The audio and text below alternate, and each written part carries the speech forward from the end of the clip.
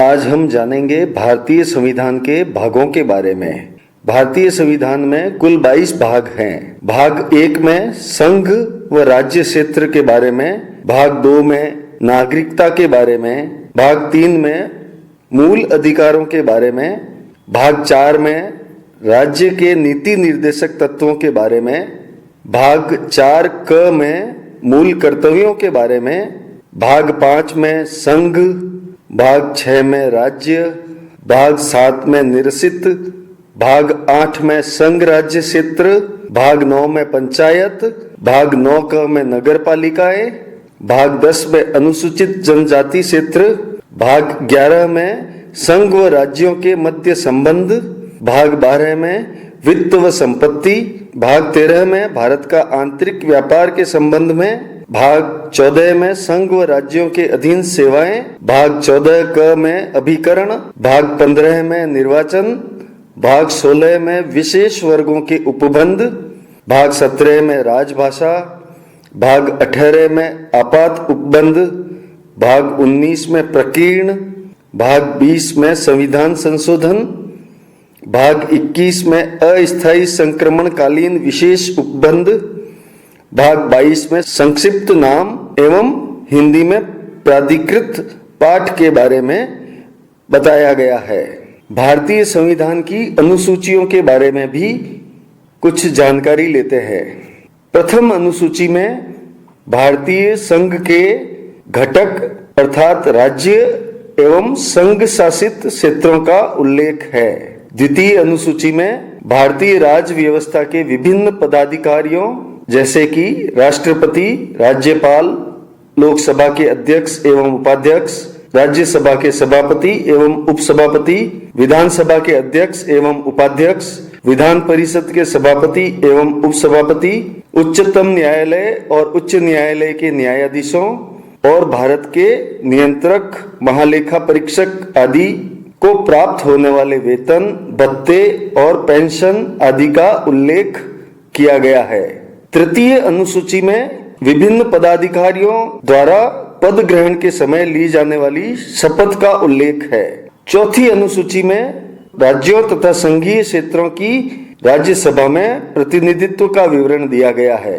पांचवी अनुसूची में विभिन्न अनुसूचित जाति एवं अनुसूचित जनजाति के क्षेत्रों के प्रशासन और नियंत्रण के बारे में उल्लेख है। छठी अनुसूची में असम, मेघालय, त्रिपुरा और मिजोरम राज्यों के जनजाति क्षेत्रों के प्रशासन के बारे में प्रावधान है। सातवीं अनुसूची में केंद्र व राज्यों के बीच शक्तियों के बंटवारे के बारे में विवरण है। सातवीं अनुसूची के अंतर्गत 3 सूचियां हैं: संघ सूची, राज्य सूची एवं समवर्ती सूची। संघ सूची में दिए गए विषयों पर केंद्र सरकार कानून बनाती है। संविधान के लागू होने के समय इसमें 97 विषय थे, जैसे सीमा, आयकर, जनगणना, विदेश, परमाणु ऊर्जा, रक्षा इत्यादि। राज्य सूची में दिए गए विषयों पर राज्य सरकार कानून बनाती है। राष्ट्रीय हित से संबंधित होने पर केंद्र सरकार भी कानून बना सकती है। संविधान लागू होने के समय इसमें 66 विषय थे। इन विषयों में क्रय विक्रय, पुलिस, लोक व्यवस्था, स्टाम्प शुल्क, भू राजस्व, कृषि इत्यादि शामिल थे। समवर्ती सूची में दिए गए विषयों पर केंद्र एवं राज्य दोनों सरकारें कानून बना सकती है, परंतु कानून के विषय समान होने पर केंद्र सरकार द्वारा बनाया गया कानून ही मान्य होगा। राज्य सरकार द्वारा बनाया गया कानून केंद्र सरकार के कानून बनाने के साथ ही समाप्त हो जाता है। संविधान के लागू होने के समय समवर्ती सूची में 47 विषय थे, जैसे शिक्षा, चिकित्सा, वन, जनसंख्या नियंत्रण, सहकारिता, पंचायती राज, समाचार पत्र इत्यादि। 8वीं अनुसूची। इस अनुसूची में भारत की 22 भाषाओं का उल्लेख किया गया है। मुख्य रूप से 8वीं अनुसूची में 14 भाषाएं थी। 1967 में सिंधी को और 1992 में कोंकणी, मणिपुरी तथा नेपाली को 8वीं अनुसूची में शामिल किया गया था। 92वें संविधान संशोधन 2004 में मैथिली, संथाली, डोगरी तथा बोडो भाषाओं को इस अनुसूची में शामिल किया गया था। 9वीं अनुसूची को संविधान संशोधन अधिनियम 1951 के द्वारा संविधान में जोड़ा गया था। इसके अंतर्गत राज्य द्वारा संपत्ति के अधिग्रहण की विधियों का उल्लेख किया गया है। इस अनुसूची में सम्मिलित विषयों को न्यायालय में चुनौती नहीं दी जा सकती है। वर्तमान में इस अनुसूची में 285 अधिनियम है। 10वीं अनुसूची को संविधान के 52वें संशोधन 1985 के द्वारा इसमें जोड़ा गया था। इसमें दल बदल से संबंधित प्रावधानों का उल्लेख है। 91वां संविधान संशोधन 11वीं अनुसूची में संविधान में 73वें संवैधानिक संशोधन द्वारा पंचायती राज्य संस्थाओं को कार्य करने के लिए 29 विषय प्रदान किए गए थे। 12वीं अनुसूची संविधान में 74वें संवैधानिक संशोधन 1994 के द्वारा जोड़ी गई थी। इसमें शहरी क्षेत्र की स्थानीय स्वशासन संस्थाओं को कार्य करने के लिए 18 विषय प्रदान किए गए हैं। अब चर्चा करते हैं मौलिक अधिकारों के बारे में। भारतीय संविधान के भाग 3 में अनुच्छेद 12 से 35 तक मौलिक अधिकारों का वर्णन है। इसीलिए संविधान के भाग 3 को संविधान का मैग्ना कार्टा कहा जाता है। प्रारंभ में नागरिकों के 7 मौलिक अधिकार थे, लेकिन 44वें संविधान संशोधन 1978 के द्वारा संपत्ति के मौलिक अधिकार को मौलिक अधिकारों की सूची से बाहर निकाल दिया गया, जिसका वर्णन अनुच्छेद 31 में है। भारत के संविधान में मौलिक अधिकारों को अमेरिका के संविधान से लिया गया है और मौलिक अधिकारों का रक्षक सर्वोच्च न्यायालय को बनाया गया है। वर्तमान में नागरिकों के मौलिक अधिकार इस प्रकार है: समानता का अधिकार, स्वतंत्रता का अधिकार, शोषण के विरुद्ध अधिकार, धार्मिक स्वतंत्रता का अधिकार, शिक्षा एवं संस्कृति का अधिकार, संवैधानिक उपचारों का अधिकार। समानता का अधिकार। समानता के अधिकार का वर्णन संविधान के अनुच्छेद 14 से 18 में है। अनुच्छेद 14 के अनुसार भारत में प्रत्येक नागरिक को कानून के समक्ष समानता है। अनुच्छेद 15 के अनुसार समाज में किसी के साथ भी जाति, भाषा, धर्म, वर्ण, वंश और लिंग के आधार पर कोई भेदभाव नहीं किया जाता है। अनुच्छेद 16 के अनुसार राजकीय सेवाओं में सभी को समान योग्यता के आधार पर रोजगार के अवसरों की समानता है। अनुच्छेद 17 के अनुसार अस्पृश्यता का अंत कर दिया गया है व अस्पृश्यता को राष्ट्रीय अपराध घोषित किया गया। अनुच्छेद 18 के अनुसार शिक्षा व सेना को छोड़कर सभी प्रकार की उपाधियों का अंत कर दिया गया। स्वतंत्रता के अधिकार के बारे में अनुच्छेद 19 से 22 में वर्णन है। अनुच्छेद 19 अभिव्यक्ति की स्वतंत्रता से संबंधित है। इसके अंतर्गत भाषण व विचार अभिव्यक्ति की स्वतंत्रता, शांतिपूर्वक अस्त्र शस्त्र रहित सम्मेलन बुलाने की स्वतंत्रता, संघ व समुदाय बनाने की स्वतंत्रता, भारत में कहीं पर भी घूमने फिरने की स्वतंत्रता, भारत में कहीं पर आवास की स्वतंत्रता, कोई भी रोजगार चुनने की स्वतंत्रता दी गई है। अनुच्छेद 20 के अनुसार अपराधों से दोष सिद्धि का अधिकार है। इसके अंतर्गत बिना कानून तोड़े अपराधी सिद्ध नहीं किया जा सकता है। एक ही अपराध के लिए 2 बार दंड नहीं दिया जा सकता है। किसी भी व्यक्ति को अपने विरुद्ध गवाही के लिए बाध्य नहीं किया जा सकता है। अनुच्छेद 21 के अनुसार प्राण व दैहिक स्वतंत्रता का अधिकार है। इस अधिकार को आपातकाल में भी समाप्त नहीं किया जा सकता है। अनुच्छेद 21 में 86वें संविधान संशोधन 2002 के द्वारा 21 क जोड़ा गया। इसके अंतर्गत 6 से 14 वर्ष तक के बालकों को अनिवार्य निःशुल्क शिक्षा का अधिकार दिया गया। अनुच्छेद 22 के अनुसार बिना कारण बताए गिरफ्तारी नहीं हो सकती। गिरफ्तारी के 24 घंटे के अंदर समीप के न्यायालय में प्रस्तुत किया जाएगा एवं अपने बचाव हेतु अधिवक्ता की सहायता लेने का अधिकार दिया गया है। ये थे स्वतंत्रता के अधिकार। तीसरा अधिकार है शोषण के विरुद्ध अधिकार। इसका वर्णन अनुच्छेद 23 व 24 में दिया गया है। अनुच्छेद 23 के द्वारा बाल श्रम का निषेध किया गया, बेगार की प्रथा का अंत किया गया। अनुच्छेद 24 के द्वारा बाल श्रम को निषेध किया गया। 14 वर्ष से कम आयु के बच्चों को भारी उद्योगों में जोखिमपूर्ण कार्यों पर मजदूर नहीं रखा जा सकता है। धार्मिक स्वतंत्रता का अधिकार। अनुच्छेद 25 से 28 में धार्मिक स्वतंत्रता के अधिकार का वर्णन है। अनुच्छेद 25 में प्रत्येक व्यक्ति को अंतःकरण की स्वतंत्रता प्रदान की गई है, जिसके अनुसार प्रत्येक व्यक्ति किसी भी धर्म की पूजा, अर्चना, उपासना कर सकता है। अनुच्छेद 26 में किसी भी धार्मिक संगठन की सदस्यता ली जा सकती है और किसी भी धर्म के प्रचार व प्रसार का कार्य किया जा सकता है। अनुच्छेद 27 में धार्मिक चंदे को आयकर से मुक्त रखा गया है। अनुच्छेद 28 के अनुसार राजकीय अनुदानित राजकीय मान्यता प्राप्त शिक्षण संस्थाओं में किसी भी धर्म विशेष की शिक्षा नहीं दी जा सकती और धर्म के आधार पर प्रवेश देने से इनकार नहीं किया जा सकता है।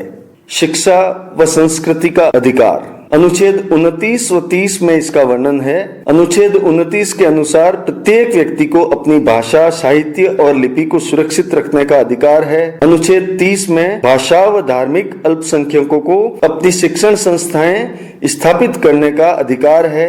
मुस्लिम शिक्षण हेतु प्राथमिक शिक्षा हेतु मकतब एवं उच्च शिक्षा हेतु मदरसे स्थापित करने का अधिकार दिया गया है। संवैधानिक उपचारों का अधिकार। अनुच्छेद 32 के अनुसार संवैधानिक उपचारों को डॉक्टर अंबेडकर ने मौलिक अधिकारों की हृदय व आत्मा कहा है। संवैधानिक उपचारों के माध्यम से कोई भी व्यक्ति मौलिक अधिकारों का उल्लंघन होने पर न्यायालय की शरण ले सकता है। मौलिक अधिकारों की सुरक्षा के लिए न्यायालय 5 प्रकार की याचिकाएं जारी कर सकता है। ये 5 प्रकार की याचिकाएं इस प्रकार है: बंदी प्रत्यक्षीकरण, परमादेश, प्रतिषेध, उत्प्रेषण एवं अधिकार पृच्छा की याचिकाएं। बंदी प्रत्यक्षीकरण याचिका में किसी भी व्यक्ति को बिना अपराध बताए अधिकतम 24 घंटे तक बंदी बनाए रखा जा सकता है। 24 घंटे के अंदर उसे सक्षम न्यायाधीश के सामने उपस्थित करना तथा अपराध बताना आवश्यक होगा। परमादेश। यह याचिका न्यायालय के द्वारा उस समय जारी की जाती है जब कोई पदाधिकारी अपने कार्यों को संवैधानिक तरीके से पूरा नहीं करता है। प्रतिषेध। यह अर्ध न्यायिक प्रकार की याचिका होती है।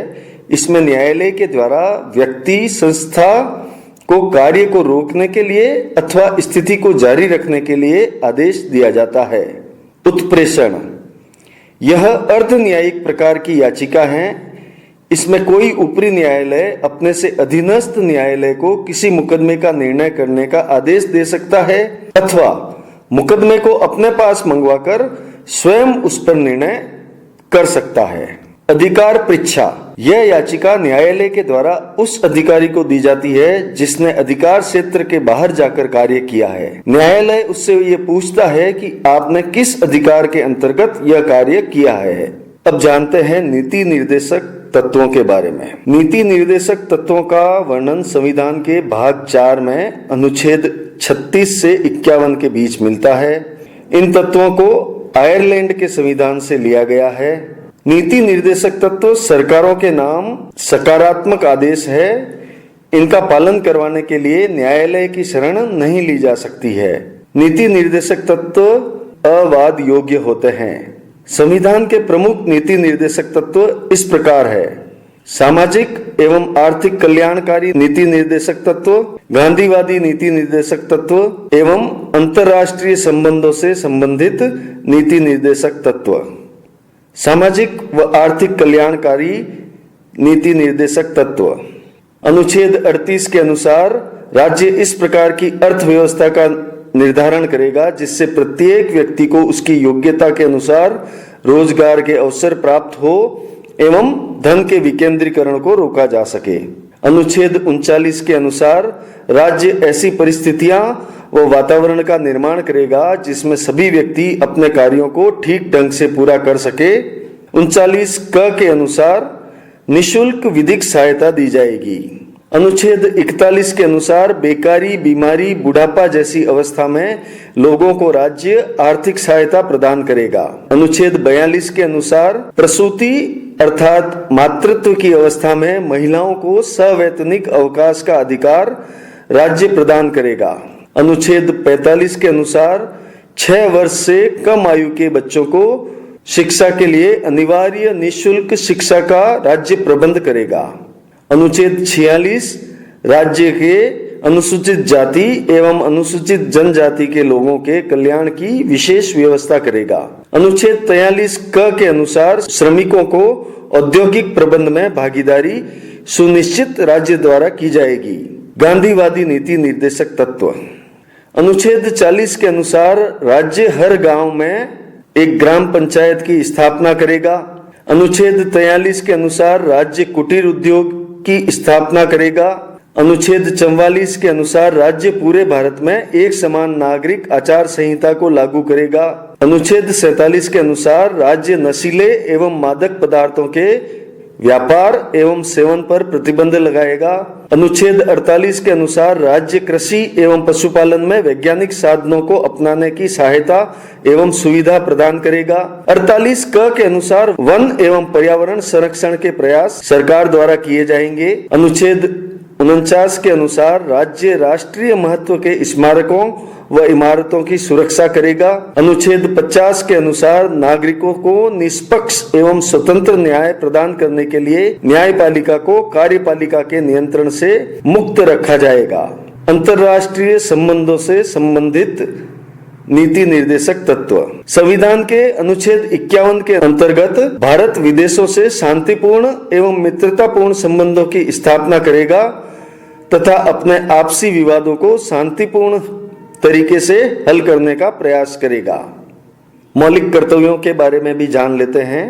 सरदार स्वर्ण सिंह समिति के सुझाव पर 42वें संशोधन द्वारा 1976 में मौलिक कर्तव्यों को संविधान में जोड़ा गया। इसे भाग 4 क में अनुच्छेद 51 के तहत रखा गया है। मौलिक कर्तव्यों को रूस से लिया गया है। वर्तमान में मौलिक कर्तव्यों की संख्या 11 है, जो इस प्रकार है। पहला, प्रत्येक नागरिक का यह कर्तव्य होगा कि वह संविधान का पालन करे और उसके आदर्शों, संस्थाओं, राष्ट्रध्वज और राष्ट्रगान का आदर करे। दूसरा, स्वतंत्रता के लिए हमारे राष्ट्रीय आंदोलन को प्रेरित करने वाले उच्च आदर्शों को हृदय में संजोए रखे और उनका पालन करे। तीसरा मौलिक कर्तव्य कहता है, भारत की प्रभुता, एकता और अखंडता की रक्षा करे और उसे अक्षुण्ण रखे। चौथा मौलिक कर्तव्य कहता है, देश की रक्षा करे और आह्वान किए जाने पर राष्ट्र की सेवा करे। पांचवा मौलिक कर्तव्य हमें कहता है, भारत के सभी लोगों में समरसता और समान भ्रातृत्व की भावना का निर्माण करें, जो धर्म, भाषा और प्रदेश या वर्ग पर आधारित मतभेदों से परे हो। ऐसी प्रथाओं का त्याग करें जो स्त्रियों के सम्मान के विरुद्ध हो। छठा मौलिक कर्तव्य, हमारी मिलीजुली सामाजिक संस्कृति की गौरवशाली परंपरा का महत्व समझें और उसका परिरक्षण करें।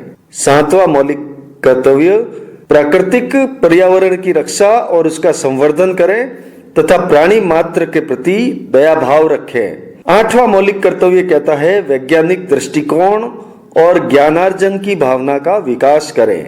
नौवां मौलिक कर्तव्य, सामाजिक संपत्ति को सुरक्षित रखें और हिंसा से दूर रहें। 10वां मौलिक कर्तव्य कहता है, व्यक्तिगत एवं सामूहिक गतिविधियों के सभी क्षेत्रों में उत्कर्ष की ओर बढ़ने का सतत प्रयास करें, जिससे राष्ट्र निरंतर बढ़ते हुए प्रयत्न और उपलब्धि की नई ऊंचाई को छू सके। 11वां मौलिक कर्तव्य हमें कहता है, 6 से 14 वर्ष के बच्चों को उनके अभिभावक अथवा संरक्षक अथवा प्रतिपालक हर परिस्थिति में शिक्षा के अवसर प्रदान करें। यह 86वें संविधान संशोधन 2002 के द्वारा जोड़ा गया है। भारत के संविधान में प्राप्त मूल अधिकारों में से कुछ मूल अधिकार ऐसे हैं जो केवल भारतीय नागरिकों को ही प्राप्त है। इन मूल अधिकारों में अनुच्छेद 15 के अंतर्गत धर्म, मूल वंश, जाति, लिंग या जन्म स्थान के आधार पर विभेद का प्रतिषेध, अनुच्छेद 16 में लोक नियोजन में अवसर की समानता, अनुच्छेद 19 में वाक स्वातंत्र्य आदि विषयक कुछ अधिकारों का संरक्षण, अनुच्छेद 29 में अल्पसंख्यक वर्गों के हितों का संरक्षण एवं अनुच्छेद 30 में शिक्षण संस्थाओं की स्थापना और प्रशासन करने का अल्पसंख्यक वर्गों को अधिकार उक्त अधिकारों के अतिरिक्त अन्य सभी मौलिक अधिकार भारतीय नागरिकों के साथ विदेशियों को भी प्राप्त है। अर्थात जो मूल अधिकार संविधान के द्वारा प्रदान किए गए हैं उसमें से अनुच्छेद 15, 16, 19, 29 व 30 में दिए गए मूल अधिकार सिर्फ भारतीय नागरिकों को ही प्राप्त है, विदेशी व्यक्तियों को नहीं। धन्यवाद।